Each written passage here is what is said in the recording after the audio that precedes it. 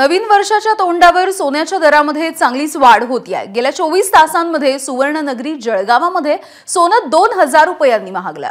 जागतिक पातळीवरती सीरिया आणि इस्रायलमधले युद्ध, चीनमध्ये सोन्यामध्ये मोठ्या प्रमाणावरती गुंतवणूक या सगळ्याचा परिणाम आता सोन्याच्या दरांवरती होतोय। त्यामुळे सोनं आणखी महागण्याची शक्यता आहे।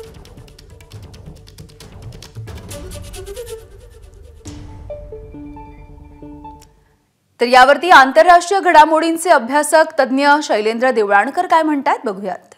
प्रत्येक जण स्थानिक करन्सीमध्ये व्यवहार करण्यासाठी, स्थानिक करन्सीला बळकटी प्राप्त करण्यासाठी सोन्याची खरेदी या दृष्टिकोनातून सोने खरेदी मोठ्या प्रमाणावर वाढली आहे।